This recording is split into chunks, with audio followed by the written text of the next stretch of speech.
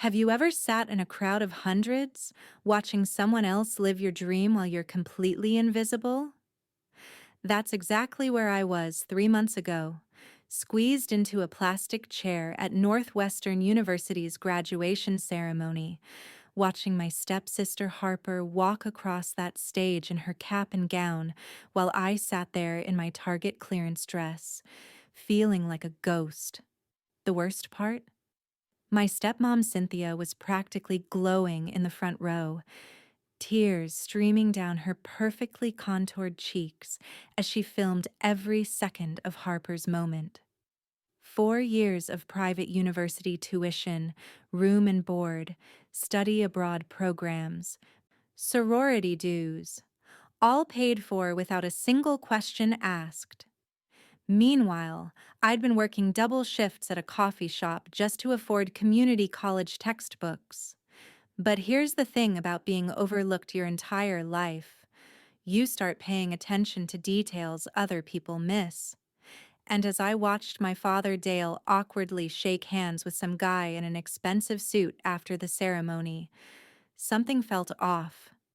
The man kept glancing around nervously, and when he handed my dad a manila envelope, I saw my father's face go completely white. Let me back up and tell you how we got here, because this story doesn't start with graduation day. It starts with 17 years of being treated like an unwanted house guest in my own home. When my mom died in a car accident, I was only 7 years old. 2 years later, my dad married Cynthia, who came with her own daughter Harper, blonde, bubbly, and exactly 1 year younger than me. From day one, it was clear who the favorite would be. Harper got the bigger bedroom. Harper got brand new clothes while I wore hand-me-downs from cousins. When Harper wanted piano lessons, Cynthia signed her up immediately. When I asked for art classes, suddenly money was tight. But the college situation? That was the final slap in the face. Sweetie, you understand Harper has always been more academically inclined, Cynthia had said when I brought up college application senior year. She's pre-med track. You're more practical. Community college will suit you just fine. Have you ever been dismissed like that by someone who was supposed to love you? Someone who was supposed to be your second mom?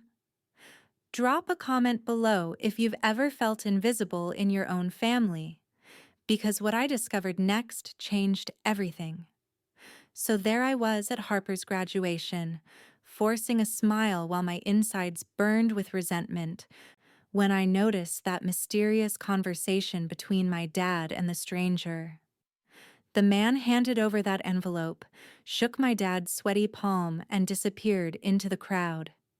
But before he left, I heard him say just 4 words that made my blood run cold. The audit starts Monday. Let me paint you the real story of my childhood, because the graduation ceremony was just the grand finale of 17 years of systematic exclusion. Every Christmas morning was the same ritual. Harper would wake up to a mountain of presents: new iPhone, designer clothes, expensive jewelry. I'd get practical gifts: socks, school supplies, maybe a clearance sweater if I was lucky. Cynthia would always have some excuse ready. We spent a little more on Harper this year because she's been such a good student. Or, don't be ungrateful, Zara. Some children don't get anything. Birthdays were worse. Harper's sweet 16?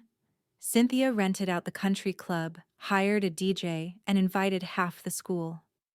My 16th? Pizza at home with just family, and even then, Harper complained the pepperoni was too spicy. But the most painful moments happened at the dinner table. Every night, Cynthia would ask Harper about her day. Every detail, every friend, every test score. When Harper spoke, the whole family listened like she was delivering a presidential address. When I tried to share something about my day, Cynthia would suddenly remember she needed to check on laundry or start loading the dishwasher. I became a master of eating dinner in silence. The academic favoritism was the cruelest part. Harper struggled with math, so Cynthia immediately hired an expensive tutor. When I brought home straight A's in advanced classes, I got a distracted, "That's nice, honey," while Cynthia scrolled through her phone. Harper wanted to quit violin after 2 months? No problem. They'd find something else. I asked to continue art classes because my teacher said I had real talent. Suddenly, those lessons were too expensive and not practical for your future. College application season revealed just how deep the favoritism ran. Cynthia spent months researching universities for Harper, hiring college consultants, paying for SAT prep courses. She helped Harper write and rewrite her essays, drove her to campus visits across 3 states. For me, you can figure it out yourself. It builds character. But here's what they didn't know. Being ignored taught me to be resourceful.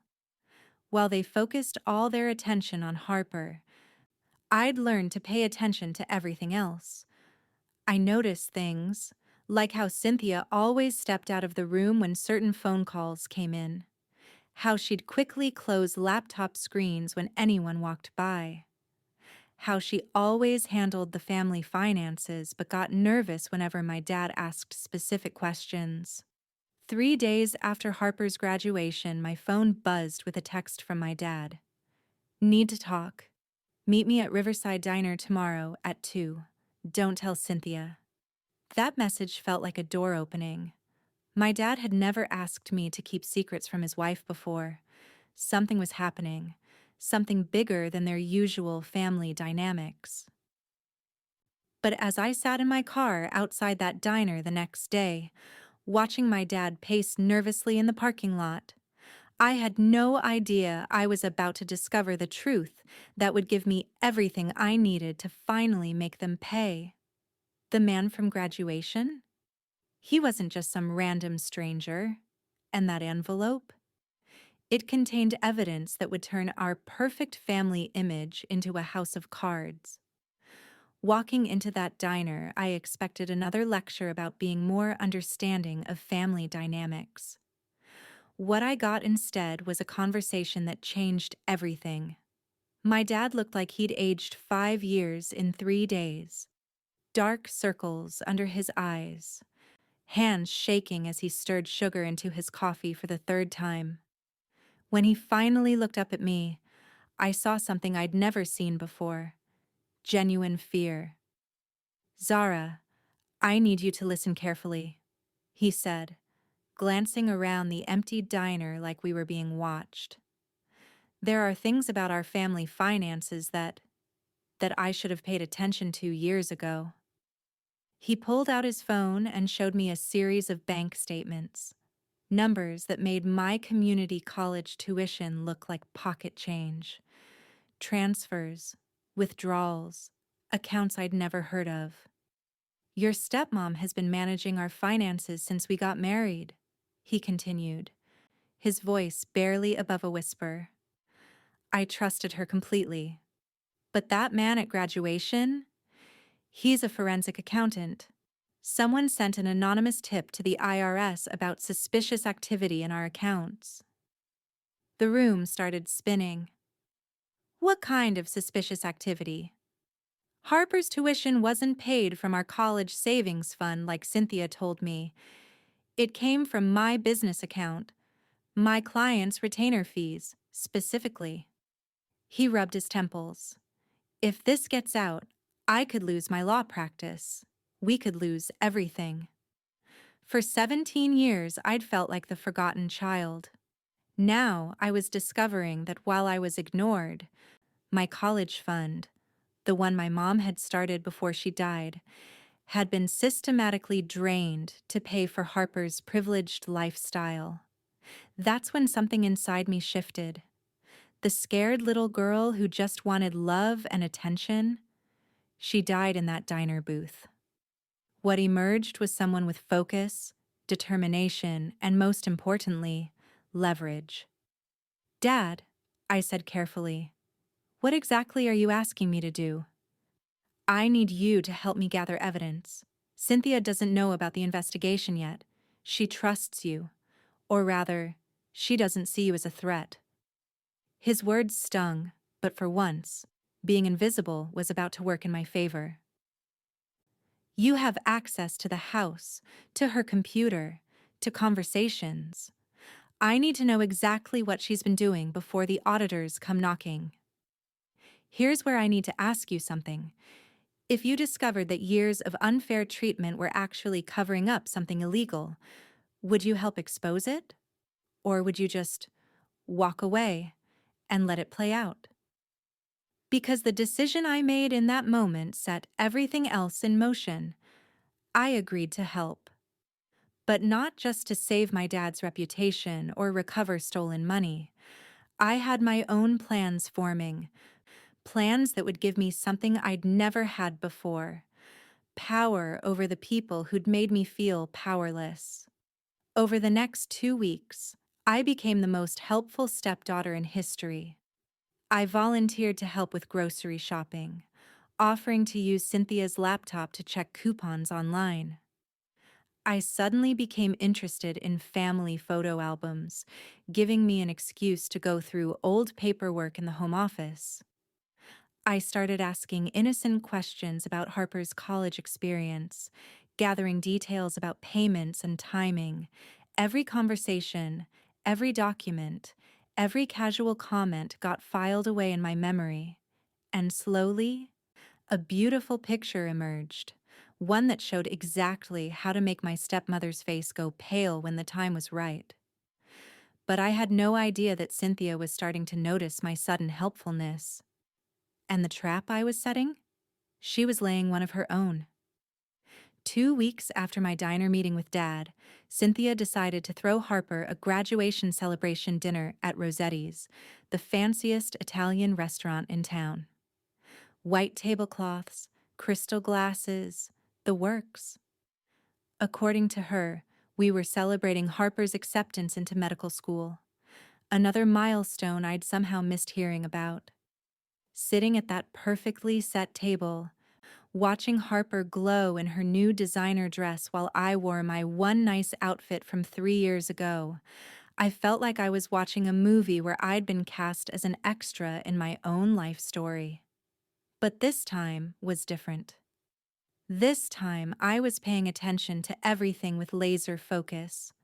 Cynthia was performing her role as the perfect mother flawlessly, gushing about Harper's achievements, discussing her daughter's bright future, playing the part of a woman who'd sacrificed everything for her children. The other diners probably looked at our table and saw the picture of family success. What they didn't see was how Cynthia's smile never quite reached her eyes when she looked at me. How she changed the subject whenever my dad tried to include me in conversations about future plans. How she'd position herself so I was literally pushed to the edge of family photos when other restaurant patrons offered to take our picture. But here's what I noticed that nobody else did. Cynthia kept checking her phone. Not the casual scrolling most people do, but frantic, nervous checking. Every few minutes, she'd glance at the screen, and I could see her jaw tighten slightly before she'd force that perfect smile back into place. During the appetizer course, her phone buzzed with what must have been an important call because she actually excused herself from the table, something she'd normally never do during one of Harper's celebration moments. I watched her through the restaurant's front windows, pacing back and forth on the sidewalk, her free hand gesticulating wildly as she spoke. When she came back inside, that perfect mask was firmly in place, but I caught something she didn't realize she'd dropped. A piece of paper had fallen from her purse, just a small torn corner, but I managed to palm it when I, accidentally, dropped my napkin. Later, in the restaurant bathroom, I examined it carefully. It was part of a bank routing number and what looked like an account number I didn't recognize. The rest of dinner was torture, but not for the usual reasons. This time, instead of feeling sorry for myself, I was buzzing with anticipation. Every fake laugh from Cynthia, every dismissive comment, every moment where she made me feel small, just added fuel to the fire building inside me. As we were leaving, the strangest thing happened. A woman approached our table, well-dressed, professional, maybe 45 years old. She smiled politely and said to Cynthia, "Excuse me, but don't I know you from somewhere? You look so familiar." The blood drained from Cynthia's face so fast I thought she might faint right there. No, I don't think so. I have one of those faces." She grabbed Harper's arm and practically pushed her toward the exit. "We really need to get going." But as we walked to our cars, I heard the woman call out, "Wait, aren't you Sandra Mitchell from the Westbrook Community Foundation?" Cynthia didn't turn around. She just walked faster. Sandra Mitchell. I'd never heard that name before, but something told me it was about to become very important. 3 days after the restaurant incident, I had my first real breakthrough. While Cynthia was out getting her nails done and Harper was at her job as a camp counselor, I finally got access to her home computer. What I found was better than I could have imagined. Hidden in a folder labeled Harper Medical School Documents were bank statements for an account under the name Sandra Mitchell. The same name the woman at the restaurant had called out. Deposits, withdrawals, transfers, all with dates that perfectly matched major expenses in Harper's college career. But here's the part that made my hands shake as I screenshotted everything. The money wasn't just coming from my dad's business account. There were deposits from something called Westbrook Community Foundation Scholarship Fund. I'd heard of Westbrook Community Foundation. They provided college scholarships to underprivileged kids in our area. Kids like me, actually. Kids who'd lost a parent. Kids whose families struggled financially. I'd even applied for one of their scholarships senior year and been rejected. Now I was looking at evidence that my stepmother had been stealing scholarship money meant for kids who actually needed it, using a fake identity and funneling it to pay for her daughter's expensive lifestyle. The betrayal cut deeper than anything she'd ever done to me personally. This wasn't just about family favoritism anymore. This was about her literally stealing opportunities from kids who had nothing, while her own daughter had everything handed to her. I was still staring at the screen when I heard the garage door opening. Cynthia was back early. I quickly emailed the screenshots to myself, cleared the browser history, and made it to my room just as she walked through the front door. That night at dinner, I made my first move. "Hey, Cynthia," I said casually, passing the salad bowl. "Do you know anything about the Westbrook Community Foundation? I was thinking about volunteering with them." She dropped her fork. Actually dropped it, and it clattered against her plate loud enough that both Harper and my dad looked up from their conversations. Why would you want to do that?" she asked, her voice tight. "Well, they help kids like me, you know, kids who lost a parent and need financial help for college. I thought maybe I could give back, since I understand what it's like to struggle." I kept my tone innocent, helpful even. "I heard they do amazing work with their scholarship program." The silence at the table was deafening. Cynthia's face had gone completely white, and she kept opening and closing her mouth like she couldn't figure out what to say. Harper, oblivious as always, jumped in. "That's so sweet, Zara. Mom, Didn't you say you knew someone who worked with a foundation like that? No, Cynthia said quickly. No, I don't know anyone like that. But I caught her eyes across the table, and in that moment, she knew that I knew something. The perfect mask slipped just enough for me to see the panic underneath. Quick pause here. What would you have done in this moment? Would you have confronted her right then and there, or would you have kept playing the long game like I did?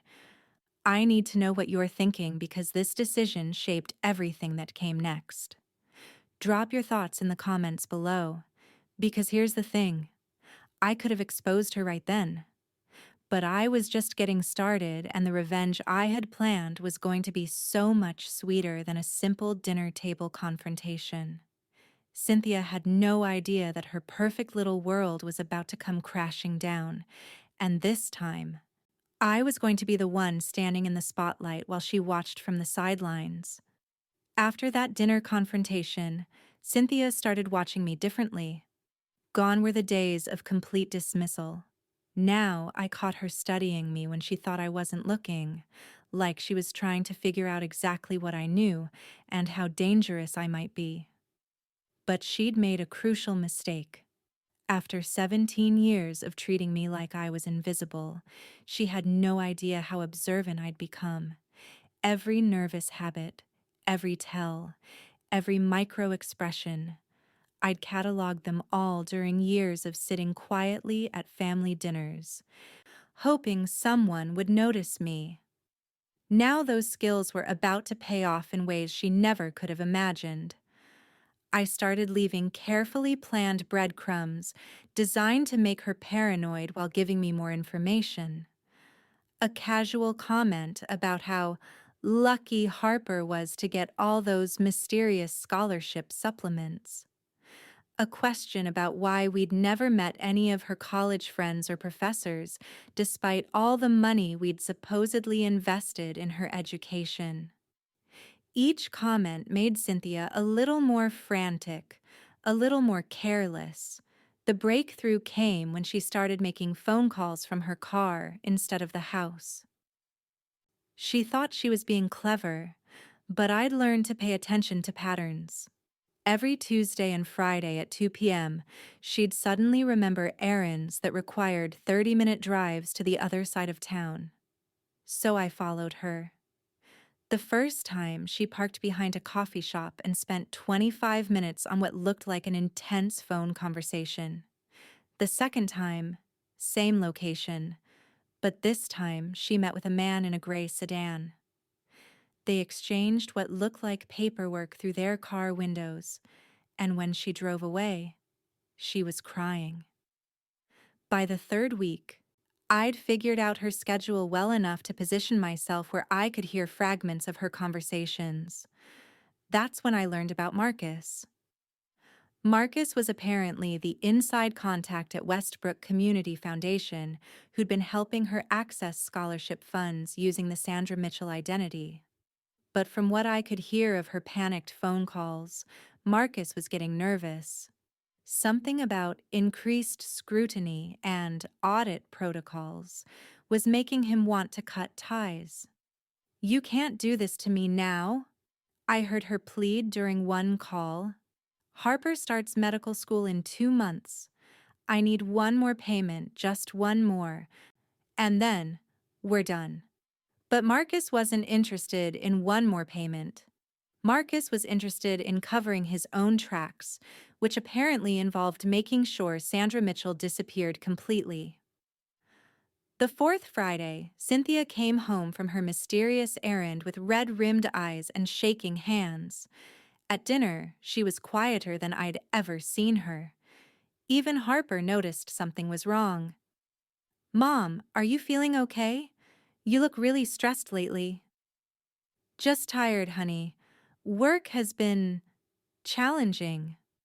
Which was interesting, considering Cynthia hadn't worked a job since marrying my father.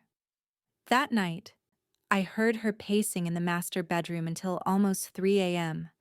The next morning, she made a mistake that handed me everything I needed to execute the final phase of my plan. She'd left her laptop open on the kitchen counter while she went upstairs to shower. Not just open, logged into an email account I'd never seen before, the Sandra Mitchell account. 20 minutes was all I needed to forward myself 2 years' worth of correspondence between her and Marcus, complete with banking information, scholarship application forgeries, and detailed records of exactly how much money they'd stolen from kids who actually deserved it. But the email that made my heart race was the most recent one, sent just that morning. Emergency meeting tomorrow, 3 p.m., usual place. We need to discuss immediate termination of all activities and evidence disposal. They were planning to destroy everything, but they were too late. Because tomorrow at 3 p.m., I wouldn't be the only one listening to their conversation. The next 24 hours were the longest of my life, but I used every minute to set up what I privately called the Cynthia Show, a carefully orchestrated series of small humiliations designed to crack her composure before the main event. It started at breakfast. I'd printed out several scholarship applications from various foundations, legitimate ones, and spread them across the kitchen table while I ate my cereal. Just exploring some financial aid options for next semester, I announced cheerfully when Cynthia walked into the kitchen. Did you know some foundations give priority to students who've been victims of financial fraud? Apparently, it's becoming a real problem. She nearly dropped her coffee mug. That's terrible, she managed. Who would steal from students? I know, right? Imagine being so desperate that you'd take money meant for kids who actually need it. I looked up at her with the most innocent expression I could manage. The applications ask for really detailed financial records, though. Bank statements, tax returns, proof of all income sources. I guess they want to make sure nobody's gaming the system. The color drained from her face so dramatically that even Harper noticed. Mom, seriously, are you getting sick? You've looked awful all week. But I wasn't done. At lunch, I casually mentioned that I'd been doing research on financial crimes for a criminal justice class I was supposedly taking. It's fascinating how they catch people, I said, deliberately not looking at Cynthia while I spoke. Digital trails, bank records, email forensics. Apparently, identity theft is way easier to prove than most people think, especially when someone's been using fake names for financial transactions. Cynthia excused herself from the table, and I heard her throwing up in the powder room. The afternoon brought my masterpiece. I'd created a fake email account and sent Cynthia a message that simply said, "We know about Sandra Mitchell. Meet us tomorrow if you want to discuss terms." I watched her read it from across the living room. The phone slipped out of her hands and clattered to the floor. For a full 30 seconds, she just sat there staring at the screen like it might explode. Then the panic calls started. She spent 2 hours pacing the backyard, frantically calling someone, probably Marcus, and getting increasingly hysterical when he apparently wouldn't answer.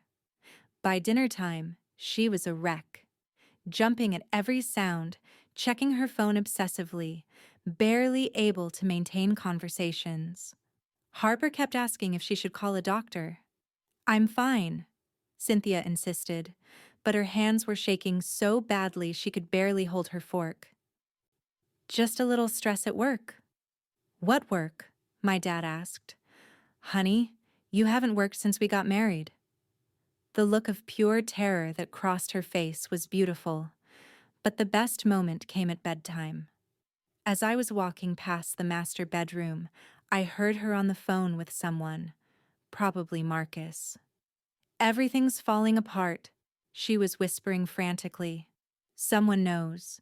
They sent me an email. They know about the accounts. They know about Sandra. We have to meet tomorrow and figure out how to fix this." Would you have felt guilty listening to someone you'd lived with for years falling apart like that? Or would you have felt like justice was finally being served? Because standing in that hallway, hearing the woman who'd made my life miserable for 17 years finally experiencing real fear, I felt more alive than I had in years. Tomorrow at 3 p.m., she was going to get the surprise of her life. And this time, I wouldn't be the one sitting in the back row, invisible and forgotten. This time, I was going to be front and center.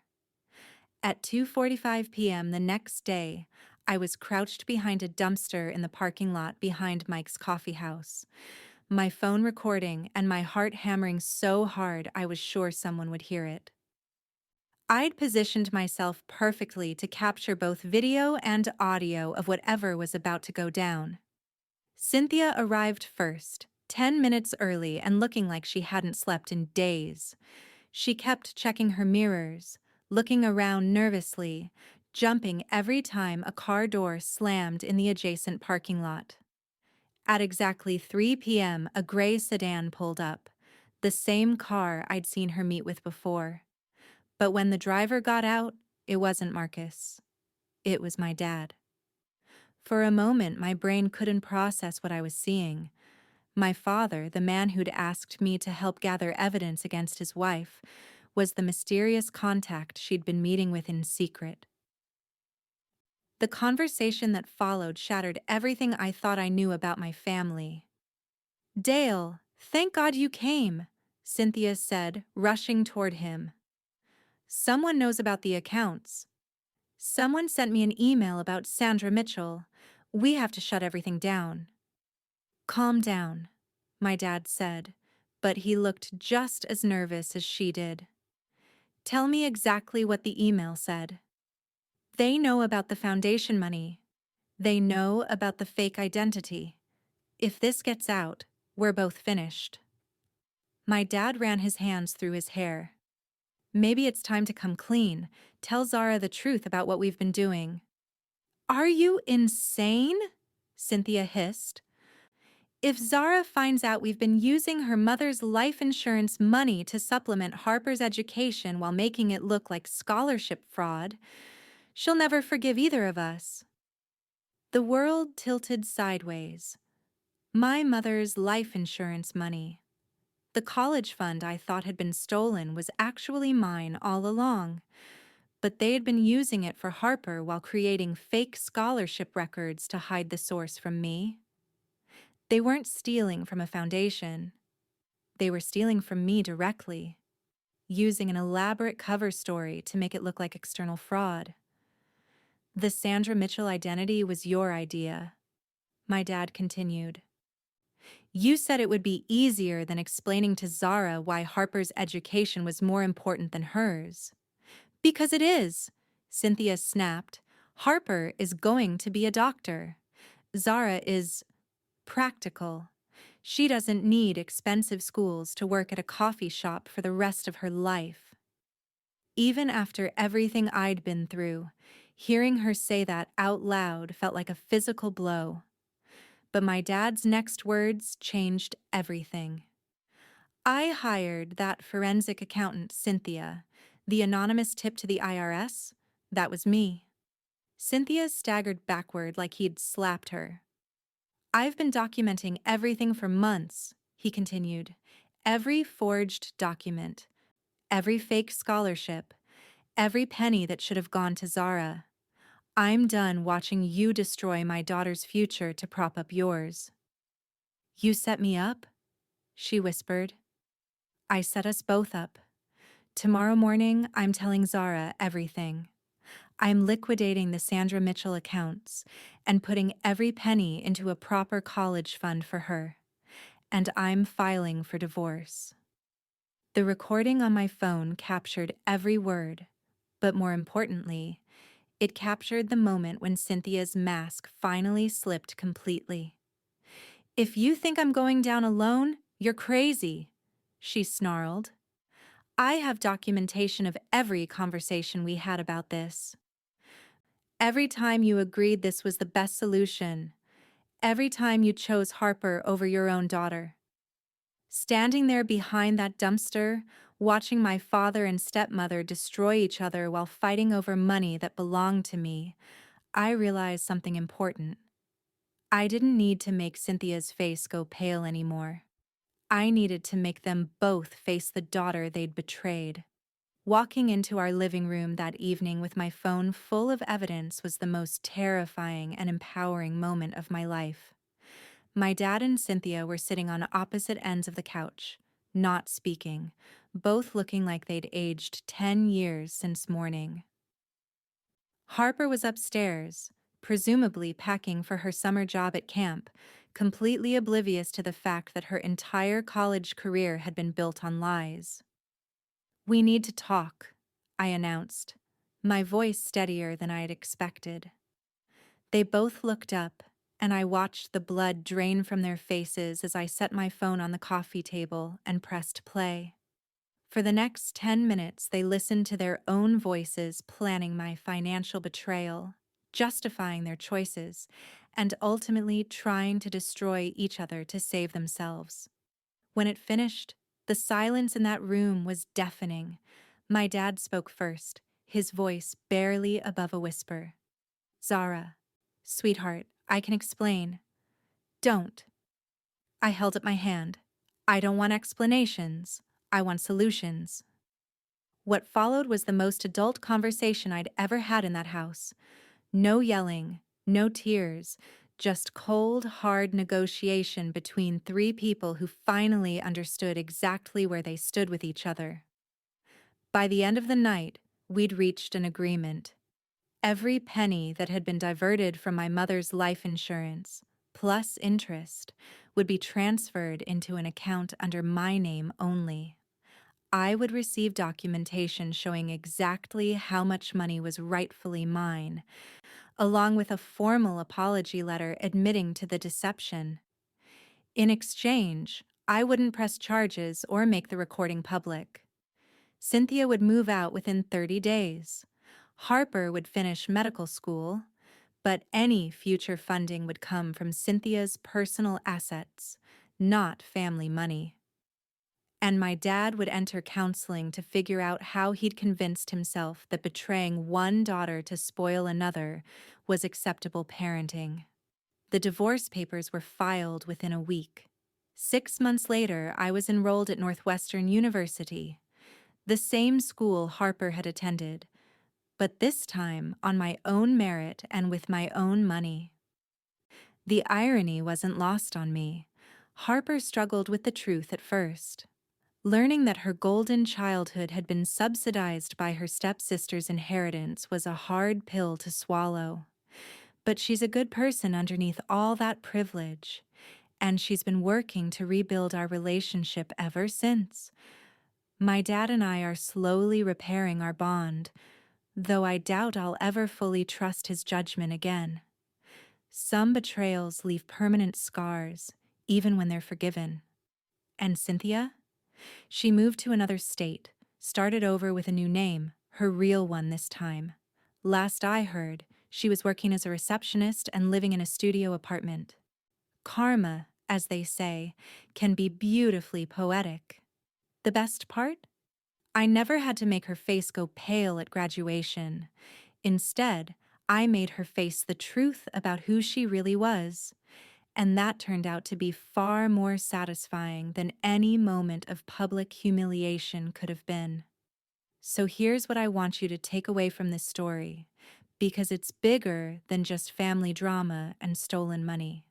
For years, I believed that being overlooked made me powerless, that being the forgotten child meant I didn't matter, that staying quiet and accepting unfair treatment was just my role in the family dynamic. But here's the truth I learned. Being underestimated is actually a superpower. While everyone was focused on the golden child, I was developing skills they didn't know I had. Observation, patience, strategic thinking, and most importantly, the ability to see people as they really are instead of who they pretend to be. If you're watching this and you've ever felt invisible in your own family, if you've ever been told you're not as important as someone else, if you've ever had to fight for scraps of attention and affection, I want you to know that your worth isn't determined by how other people treat you. The strength you're building while being overlooked? That's real. The resilience you're developing while being dismissed? That's valuable. The clarity you're gaining while everyone else is caught up in drama? That's powerful. My stepmother thought she could steal from me forever because I was too quiet, too practical, too unimportant to fight back. My father thought he could betray me to keep peace in his marriage because I'd always been the accommodating one. They both learned that quiet doesn't mean weak, practical doesn't mean pushover, and being underestimated means you have the element of surprise when you finally decide to act. But here's the most important lesson. Revenge isn't about making someone else suffer. Real revenge is refusing to let someone else's treatment of you define your worth. It's succeeding despite their attempts to hold you back. It's becoming the person they never believed you could be. Today, I'm a junior at Northwestern studying business and psychology, the perfect combination for understanding human behavior and building successful strategies. I have a scholarship fund of my own now, one that helps kids who've lost parents get the educational opportunities they deserve. And I have relationships with people who value me for exactly who I am, not who they want me to be. If you stayed with me through this entire story, you're exactly the kind of person I want in my community. You understand that family drama isn't just entertainment, it's real life for millions of people trying to navigate complicated relationships and unfair treatment. Hit that subscribe button if you want to hear more stories about people who refuse to stay silent when they were wronged.